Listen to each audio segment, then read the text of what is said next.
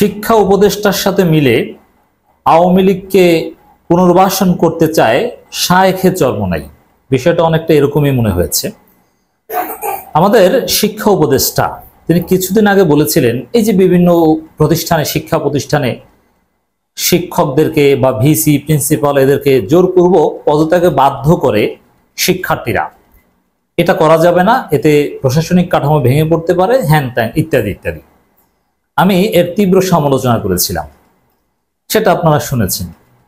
এখন আবার বাংলাদেশের আরেকজন রাজনীতিবিদ, ইসলামী আন্দোলন বাংলাদেশ বা চরমোনাইয়ের একজন নেতা, চরমোনাইয়ের সেকেন্ড পীর হিসেবে খ্যাত জনাব শায়েখে চরমোনাই, জনাব মুফতি ফয়জুল করিম সাহেব, তিনিও শিক্ষা উপদেষ্টার সাথে সুর মিলিয়ে একইভাবে বলছেন যে এটা কিছুতেই ঠিক হচ্ছে না। এই যে বিভিন্ন শিক্ষা প্রতিষ্ঠানে জোরপূর্বক প্রিন্সিপাল বা ইত্যাদি ইত্যাদি তাদেরকে পদত্যাগ করতে বাধ্য করছে শিক্ষার্থীরা, এটা একেবারেই ঠিক হচ্ছে না। আমরা এই জন্য বৈষম্য বিরোধী আন্দোলন করিনি, অমুক তমুক। তিনি আগ বাড়িয়ে আরো কিছু বলেছেন। যদি এই লাইনটা খেয়াল করেন, যদি কোন শিক্ষা প্রতিষ্ঠানের প্রধানদেরকে অন্তর্বর্তীকালীন সরকারকে আহ্বান জানিয়েছেন, জোরপূর্বক পদত্যাগ করানো হয়েছে, এমন কেউ যদি দোষী না হয় তাহলে তাকে যেন দ্বিতীয়বার দায়িত্ব পালন করার সুযোগ করে দেয়। ভেরি ইম্পর্টেন্ট, খেয়াল করুন। আওয়ামী লীগ পুনর্বাসনের শায়েখে চরমোনাইয়ের প্রজেক্টটা খেয়াল করুন কিভাবে ডিজাইন করছে। যদি সরকারের কাছে মনে হয় যে না, অন্যায়ভাবে তাকে পদত্যাগ করিয়েছে, তাকে যেন দ্বিতীয়বার দায়িত্ব পালন করতে সুযোগ করে দেওয়া হয়। এটা হচ্ছে শায়েখে চরমোনাইয়ের আর্জি। এই পয়েন্টটা একটু বিশ্লেষণ করি। শায়েখে চরমোনাইয়ের কাছে এরকম কেন মনে হয়েছে যে ভালো মানুষ, নিরীহ মানুষ, নির্দোষ মানুষকে শিক্ষার্থীরা জোরপূর্বক পদত্যাগ করতে বাধ্য করছে? আমাদের কাছে তো মোটেও এরকম মনে হয়নি। আপনার কাছে এরকম কেন মনে হয়েছে? আমি একটু খোঁজ নিলাম যে তার কাছে এরকম কেন মনে হয়েছে। কারণ এটা স্পষ্ট যে বর্তমান এই শিক্ষার্থীদেরকে ভদ্রতা শেখানোর কোনো প্রয়োজন নেই। তারা ভদ্র, তারা জানে কিভাবে কি করতে হয়। তারা তাদের নিজেদের আদর্শেই হাসিনাকে হটিয়েছে, হাসিনাকে মামুরে দিল্লি পাঠিয়েছে। কোনো মুরব্বীদের, কোনো পীর সাহেবের পরামর্শে আন্দোলন হয়নি। কোনো পীর সাহেব বা মুরব্বীদের পরামর্শে আন্দোলন হলে হাসিনাকে হটানো যেত না। কোনো হুজুরের ফতোয়া অনুযায়ী আন্দোলন হলে, বিশেষ করে চরমোনাই এবং আহলে হাদিসের ফতোয়া, যেই যে জামাত শিবির ভাঙচুর করে, অমুক তমুক, না না পুলিশ মারা, এগুলো করা যাবে না, এগুলো জায়েজ নেই, এগুলো আমরা করি না, এই ফতোয়া মানলে হাসিনার পতন কোনোদিন হতো না। হাসিনার পতন হয়েছে কিতে? শিক্ষার্থীদের বেপরোয়া আচরণে।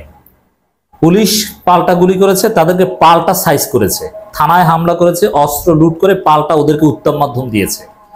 আওয়ামী লীগের বড় বড় নেতা, হুজুর, শিক্ষার্থী, বাইতুল মুকাররমের ইমাম, তারা এখন ভয়ে আসতে পারছে না। দেওবন্দি আকাবির, তাদেরকে শিক্ষার্থীরা উত্তম মাধ্যম দেবে, এই থিওরিতে হাসিনার পতন হয়েছে। কোনো হুজুরের ফতোয়া বা কোনো মুরব্বীদের পরামর্শে হয়নি।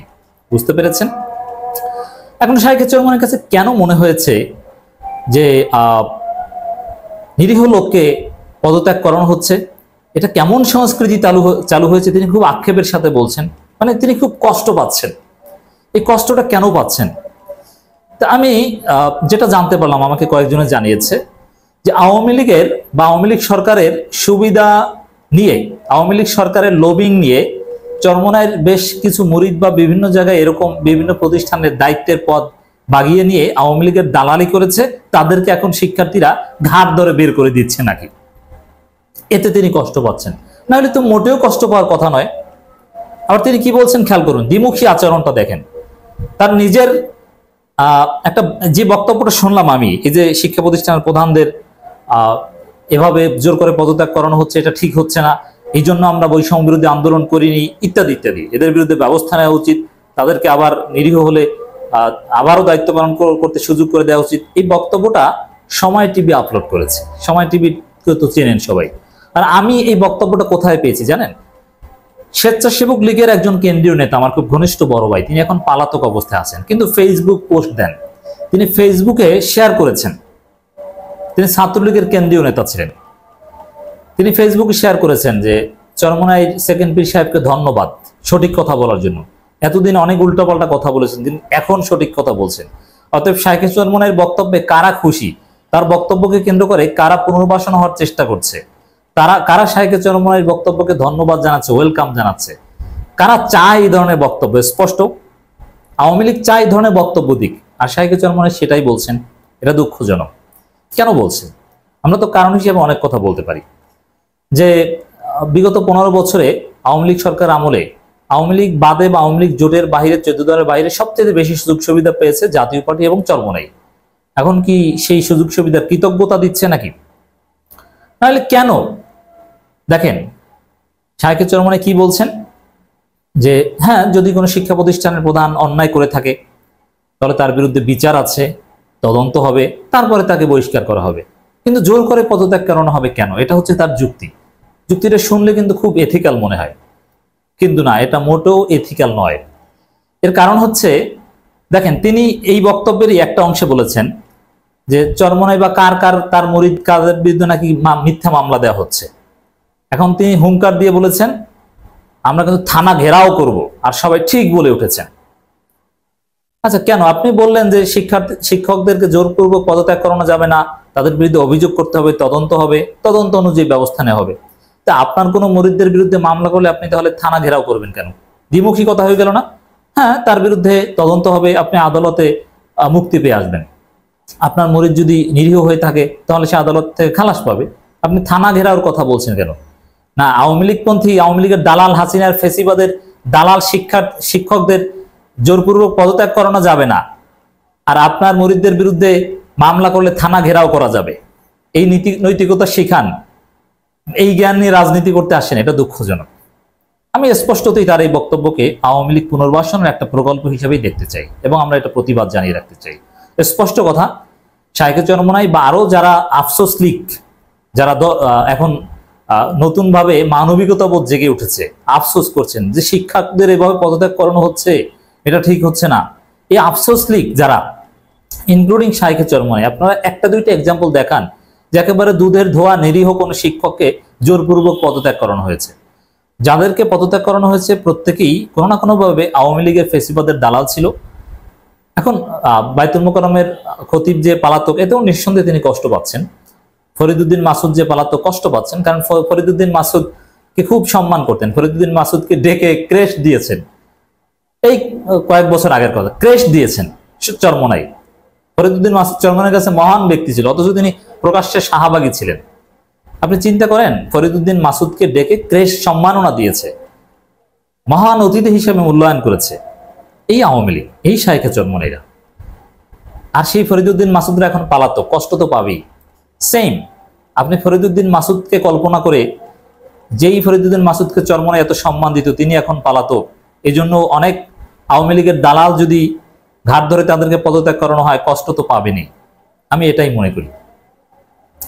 তো দর্শক, কোনো নিরীহ কাউকে জোরপূর্বক পদত্যাগ করানো হয়নি। এখন আসেন একটু এথিক্স নিয়ে আলোচনা করি। আমি স্পষ্টভাবে বলতে চাই, শিক্ষার্থীদের নীতিনৈতিকতা, ভদ্রতা শেখানো হবে না, শেখানো প্রয়োজন নেই। কারোর সাথে আমাদের তরুণ প্রজন্মের শিক্ষার্থীরা বেয়াদবি করছে না। হ্যাঁ, কিছু লুটপাট বা কিছু, এগুলো বিএনপির সাথে জড়িত, এগুলো শিক্ষার্থীদের সাথে জড়িত না। অর্থাৎ শিক্ষার্থীদের এবং বিএনপির সাথে মিলিয়ে আলোচনা করবেন না, আওয়ামী লীগকে বাঁচানোর মতো কোনো কথা বলবেন না, এটা আপনাদের জন্য ভালো হবে না। দেখেন, শাইখে চরমনাইয়ের এই উসুলকে যদি মেনে নিই, তার উসুলে কিন্তু আন্দোলন জীবনে সফল হতো না। যেমন এই যে ভাঙচুর, গাড়ি ভাঙচুর, অমুক তমুক, এগুলো ঠিক না। তারা কখনো হরতালও দিত না, এগুলো ঠিক না, এগুলোতে তারা বিশ্বাস করে না। অথচ এগুলোর মাধ্যমেই কিন্তু হাসিনার পতন হয়েছে। পুলিশ মারা, ভাঙচুর, অমুক তমুক। আমরা তো চিন্তা করেছি যে যারা পুলিশ মারতে পেরেছে, থানায় হামলা করেছে, কিংবা এই মেট্রো রেল কিংবা বিটিভি ভবন বিভিন্ন জায়গায় আগুন দিয়েছে, অরিজিনালি যদি কেউ দিয়ে থাকে আন্দোলনকারীরা, তাদেরকে আমরা ক্রেশ দিব। ফরিদউদ্দিন মাসুদকে না, পুলিশের উপর হামলাকারীদেরকে আমরা ক্রেশ দিব। কারণ এই পুলিশের উপর হামলাকারীদের কারণেই হাসিনা পালিয়েছে, না হলে পালানোর মতো কোনো গ্রাউন্ড তৈরি হতো না। কথা স্পষ্ট। যেমন আমাদের 7 জন বীরশ্রেষ্ঠ কি করেছিল, ওই রকম কাজ করেছিল, এই কারণে তারা বীরশ্রেষ্ঠ। তা বুঝতে হবে যে চরমনাই যেগুলোর বিরুদ্ধে ফতোয়া দিত যে এটা করা যাবে না, সেটা করা যাবে না, সেগুলো করা হয়েছে বলেই হাসিনার পতন হয়েছে, ফেসিবাদ থেকে জাতি মুক্তি পেয়েছে। অতএব চরমনাইয়ের উসুলে কিছুই হয়নি, কথা স্পষ্ট। এরপরে আসেন, তিনি যেটা বলছেন এটা ঠিক হচ্ছে না, জোরপূর্বক পদত্যাগ করতে বাধ্য করা। তো এই উসুলের সাথে মিলিয়ে আমরা একটু কিয়াস করি। হাসিনার মতো মুরব্বী লোক, ইরাক থেকে ধর্ম প্রচার করতে আসা পরিবারের একজন কওমি জননী, তাকে এভাবে জোরপূর্বক মামুবাড়ি দিল্লি পাঠিয়ে দেয়া, এটা কি ঠিক হয়েছে? কোন উসুলে ঠিক হয়েছে একটু বলেন? এটা তো ঠিক হওয়ার কথা না। আরো বিচারপতি মানিকের মতো এরকম মুরব্বী লোক আবার দাঁড়িয়েও রেখেছে, তাকে এভাবে উত্তম মাধ্যম দেওয়া ঠিক হয়েছে? মোটেও ঠিক হয়নি, এটাই তো বলবেন। আসলে চরমোনাইয়ের এই থিওরিতে আসলে দেশ চলছে না, আন্দোলনও সফল হয়নি, কিছুই না। স্পষ্টতই শাইখ চরমোনাই আওয়ামী লীগকে পুনর্বাসনের চেষ্টা করছেন। আশা করি বিপ্লবের স্পিরিট পরিপন্থী এ ধরনের কথা বলবেন না। এবং চরমোনাই যেসব ভাইরা, আপনাদেরকে ভালোবাসি, আপনাদের অনেকে আমাদের সাথে দেখা করতে আসেন, আমাদেরকেও ভালোবাসেন, আপনাদেরকে বলবো শাইখ চরমোনাইকে একটু বুদ্ধি দেন। এই উদ্ভট কথাবার্তা, আওয়ামী লীগকে পুনর্বাসন টাইপের কথাবার্তা আপনাদের ক্ষতিগ্রস্ত করে, শিক্ষার্থীদেরকে আপনাদের মুখোমুখি দাঁড় করিয়ে দেয়। শিক্ষার্থীদের পালস, জনগণের পালস বুঝতে ভুল করেছে। সব নীতিকথা সব জায়গা মানায় না। আর শেষে যেটা বলতে চাই, এরকম জোর করে ঘাট ধরে পদত্যাগ করানোর সংস্কৃতি চালু না হলে দেশটা ফেসিবাদ মুক্ত হতো না, আর ফেসিবাদ মুক্ত হবেও না। অতএব জোরপূর্বক ঘাট ধরে পদত্যাগ করানো, প্রধান বিচারপতিকে যেভাবে ঘাট ধরে পদত্যাগ করেছে, এটা কি ঠিক হয়েছে নাকি? শাইখ চরমোনাইয়ের কথা তো এটা ঠিক হওয়ার কথা নয়। কেন? তিনি অন্যায় করলে তার বিরুদ্ধে অভিযোগ করবে, তদন্ত হবে, তারপরে প্রধান বিচারপতির মতো একজন স্পর্শকতার লোক তাকেও পোলাবান ঘাট ধরে বের করে দিয়েছে, এটা কি হয়? শাইখ চরমোনাইয়ের বক্তব্য অনুযায়ী হওয়ার কথা না। অতএব আওয়ামী লীগের কারো পক্ষে দালালি করতে আসবেন না। আপনার নেতাকর্মী কারো বিরুদ্ধে যদি মামলা হয়ে থাকলে আপনি আইনিভাবে সেটা মোকাবেলা করে আসেন। শিক্ষার্থীদেরকে দেশটাকে ফেসিবাদ মুক্ত করতে দেন। আমরা প্রকাশ্যে আওয়ামী লীগের দালালদেরকে বিভিন্ন প্রতিষ্ঠান থেকে ঘাট ধরে, আরো সহজভাবে যদি বলি, পাছায় লাথি দিয়ে বের করে দেয়াকে অবশ্যই সমর্থন করি। এটা করতে হবে, এভাবেই দেশকে ফেসিবাদ মুক্ত করতে হবে। আমরা এটা চালিয়ে যাব।